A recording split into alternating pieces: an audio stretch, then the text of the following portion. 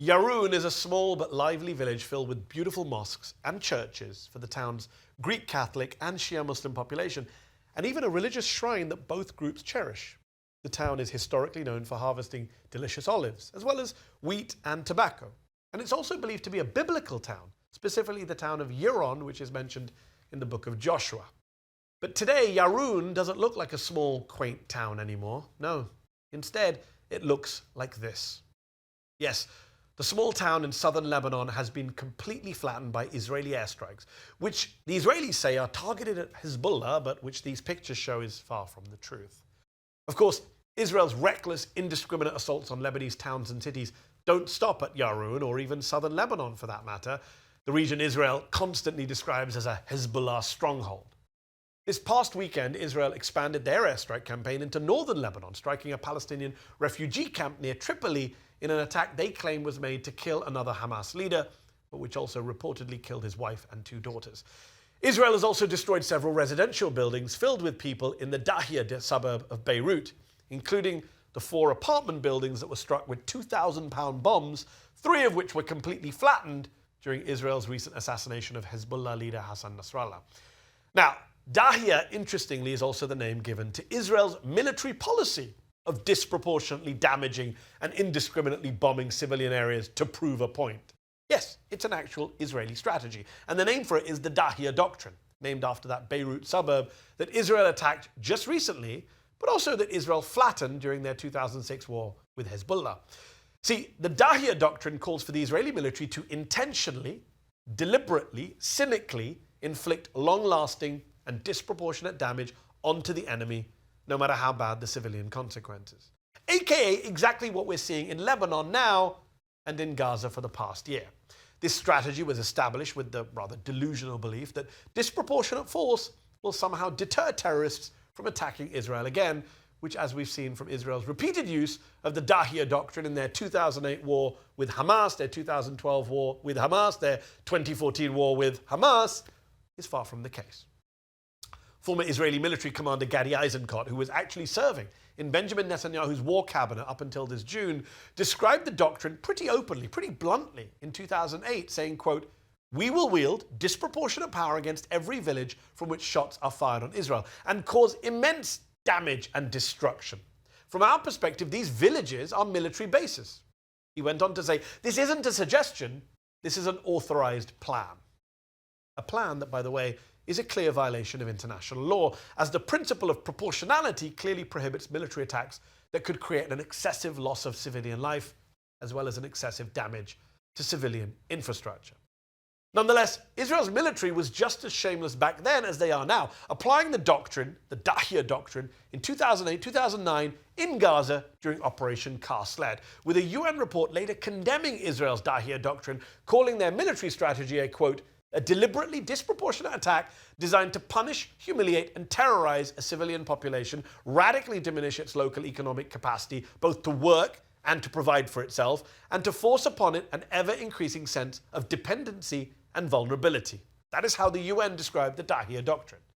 And today, even with all the pressure from the ICJ and the ICC, the Israeli government is just as blunt about their illegal military strategy. Just take a look at what Israeli Education Minister Yoav Kish said a few weeks ago about Israel's military operation in Lebanon. אין שום הבדל בין חיזבאללה ללבנון. לבנון תושמד לאור כמו שהדברים... לא תהיה אותה לבנון כמו שהם מכירים. אני לא הולך להתעסק בצייד קטיושות של חיזבאללה. את המחיר לתוקפנות מאדמת לבנון תשלם מדינת לבנון.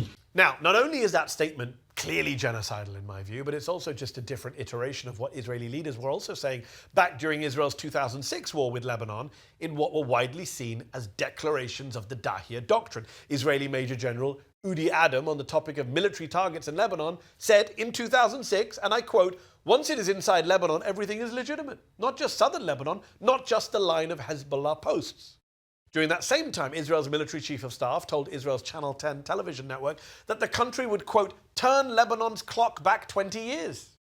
Yes, even years after the doctrine's obvious failure to deter either Hezbollah or Hamas, or even make Israel safer, Israeli officials still continue to tout indiscriminate bombing and complete destruction as a reasonable military strategy. Israeli Prime Minister Benjamin Netanyahu is no better. Just take a look at the message he put out on Tuesday to the people of Lebanon. Don't let these terrorists destroy your future any more than they've already done. Stand up and take your country back. You have an opportunity to save Lebanon before it falls into the abyss of a long war that will lead to destruction and suffering like we see in Gaza. Watch out! If you don't listen to us, we will attack you and make you suffer like the people of Gaza have suffered. We will Dahiya you, is what Netanyahu is openly and criminally saying. What does that look like so far? According to an Israeli official who spoke to CNN, in just 2 days in September, Israel carried out 3,000 strikes. To give you an idea of just how excessive and how disproportionate that is, during the US's 20-year war in Afghanistan, the country carried out less than 3,000 strikes per year, which still was far too many in my view.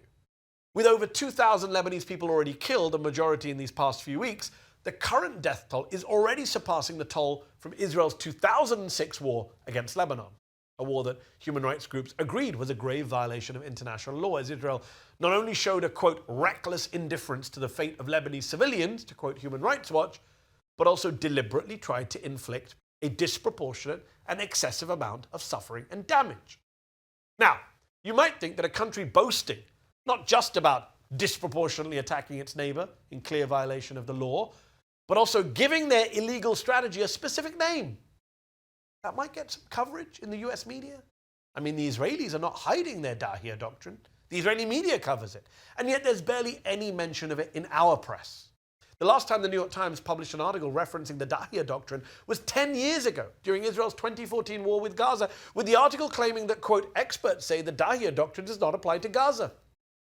Ah, yes. Because apparently over 1,400 people killed during that war was not excessive at all. The LA Times published an article last November that briefly mentions the Dahiya Doctrine, that is, with zero mention of how it was obviously being applied in Gaza. The Associated Press has also failed to explain just how illegal this doctrine is, giving it a mere 2-sentence mention in an article last month, and a 1-sentence mention in October last year. In fact, the only major US media outlet to dedicate a full article to the topic since Israel began its war on Gaza has been the Washington Post, but that was nearly a year ago. And of course, even when the Western media does give the Dahiya Doctrine a mention here or there, they still refuse to describe what's happening in Gaza and Lebanon for what it truly is. Because as one Lebanese political analyst put it this week, Israel has now turned what was once the Dahiya Doctrine into something even far worse. Quote, Israel's actions in Lebanon do not embody the Dahiya Doctrine, but rather the Gaza Doctrine. The key distinction between the two doctrines lies in the Gaza Doctrine's genocidal and ethnic cleansing aims, which are now beginning to manifest in Lebanon.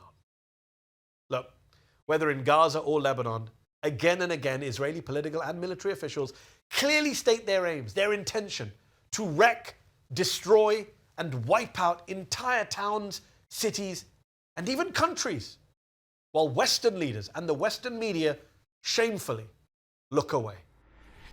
Did you like this video? Don't forget to subscribe to this YouTube channel and turn on notifications.